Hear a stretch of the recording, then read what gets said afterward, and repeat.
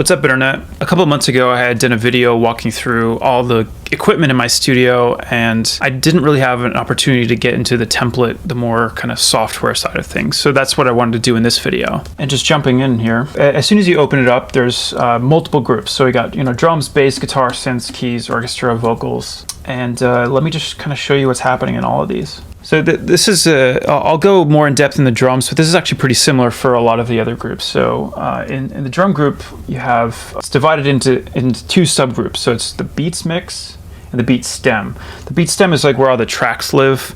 So, all the samples, all that kind of stuff, whatever kind of drum elements you want to add in there, they go there. And then the mix is sort of the mix side of it. So it's the group mix. So I have this set up in kind of an interesting way. So I'm just going to break this out here. This goes in a sequential way. So for example, like this is the first one in the chain, Shadow Hills. It's actually just a remnant from a piece of hardware that I used, but it's just, so it starts here and then goes into the filter rack.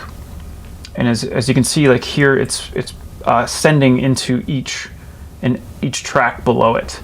So it's always active. It's always accepting signal from the stem below. So the Shadow Hills is going into the filter rack, and this one is actually kind of interesting. These are little devices that I've built. So each filter rack has a low pass filter, a high pass filter, an auto panner. This is to add some motion, basically. So if you have kind of a stale sound, you just add an auto panner and it just kind of like goes, kind of waves around a little bit. I don't know, just small detail stuff. And this rate sets that. Fade to center is a trick that I use to use for like build-ups, stuff if I'm building up to a chorus. I like to kind of fade to center, basically fade to mono, if you will. Warble is what it sounds like. It's essentially like a tape kind of warbly sound. And I have this by default turned off, but it's just an easy way to quickly turn it on. So that gets pushed into this channel. It just says unused right now, but then into the Oxford Inflator. Awesome plugin. I love this thing. It just kind of adds some gluiness to it. And then ultimately into the virtual mix rack by Slate Digital. This one I actually have about 6 dB of gain. It just adds some grit to it, adds a little bit of distortion, kind of emulates an analog board, which I like. You get kind of the grittiness of an analog board without sort of all the issues and noise that come with it. So going into the stem portion of this, I actually do this in kind of an interesting way.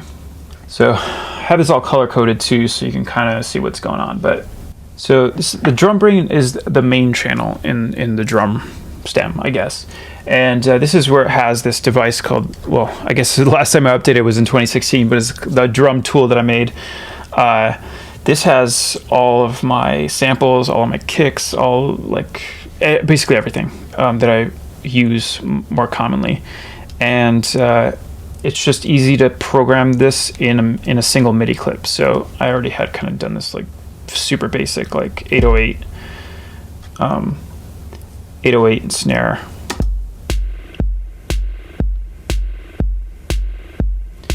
So whatever, that's not that interesting. But as you can see, this is actually muted. So none of the sound is coming through this channel.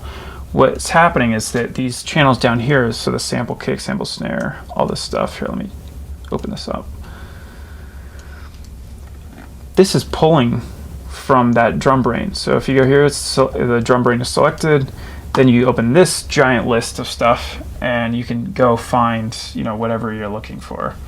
You can even fine tune each sample if you want, but I'd rather just kind of do the basic groups, and that's easier to manage. The sample kick has some basic EQ, little things here and there. It's the same concept with the snare. It's just pulling from that drum brain. Inside the drum brain, I have it all the different chains like organized by type of sample. So like kicks, I have all my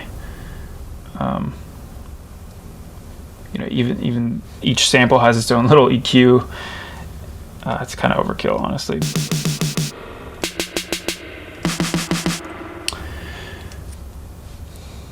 So all the snares, like the 606, 808, 707, etc., etc.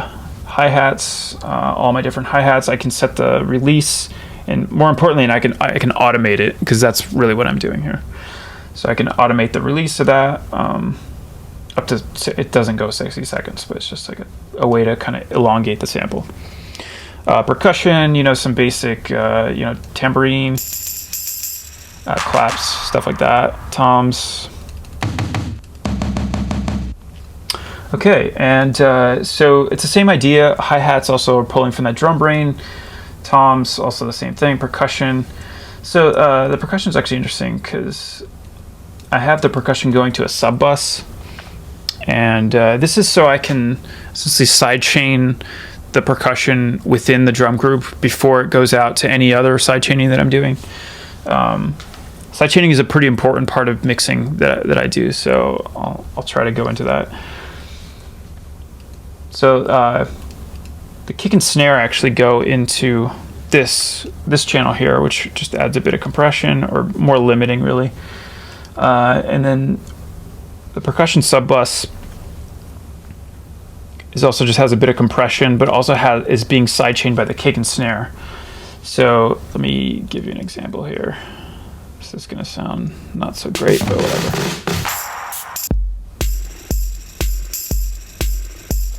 So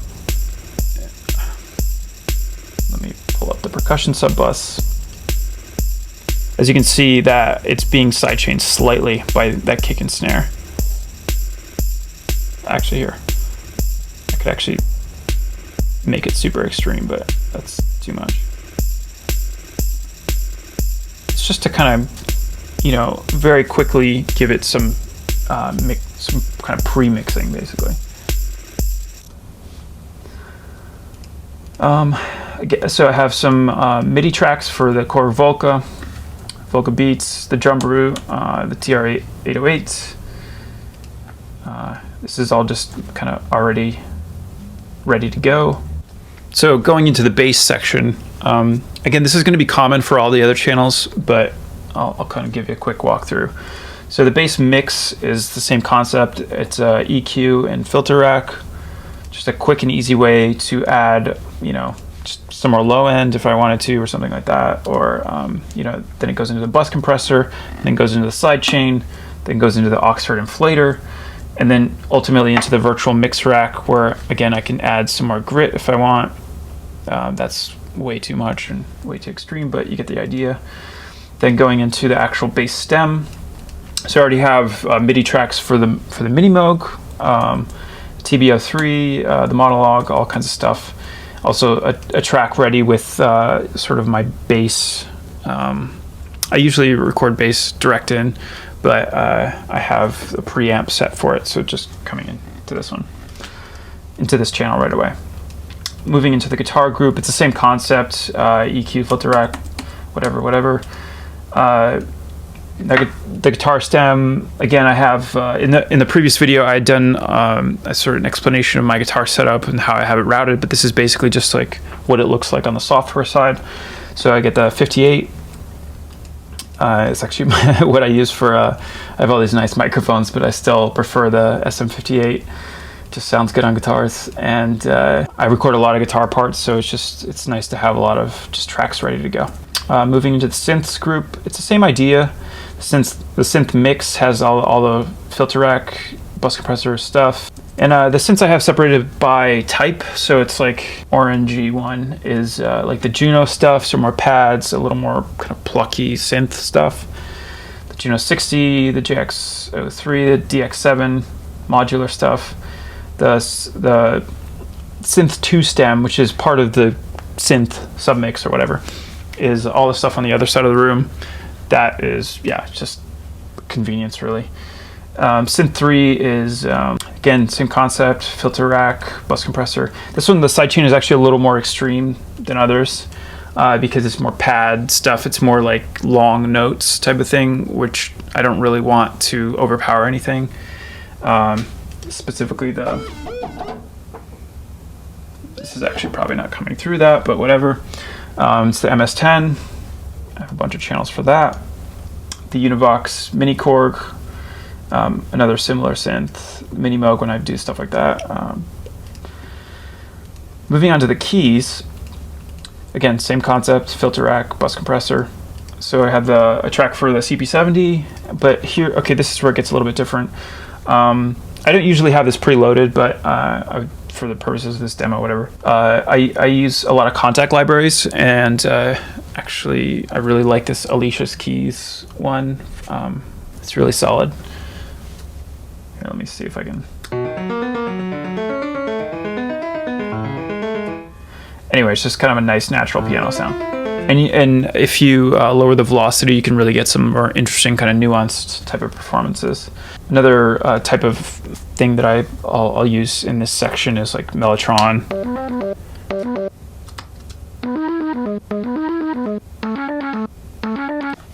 And moving into the keys section, so I have tracks for the Wurlitzer, the Fender Rhodes. This one is actually recording, is coming in through my guitar setup, so it's just a naming thing. There's nothing really unique about this. And as you can see, I keep everything color-coded. This is actually really helpful when working with like a lot of different songs. You want to keep things pretty consistent, and you can know very quickly where you know, a specific instrument is, so you don't have there's a lot less like fumbling around the track basically. One of the things that I really like about the latest Ableton version is that if you add a track in a group that is color-coded, the new track has that same color. I know that seems like a small thing, but it's just those little time savers that are really cool. Okay, and moving on to the orchestra. I primarily use two different libraries. I use the Spitfire Albion Tundra series. I really like it. I think they recorded at really low volume. It's a library that has a lot more detail than a lot of other string libraries, and I really like it for like, here, let me just show you.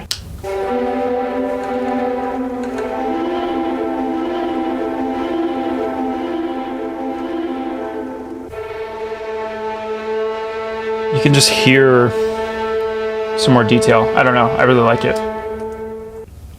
Moving on to the other main library that I use, which is the East-West series. I subscribe to their whatever, Sounds Online, whatever they call it. They have a really good sort of string and more like interesting instrument type of libraries that I like to use. So this one's called Middle Eastern Strings. I don't know if that's really.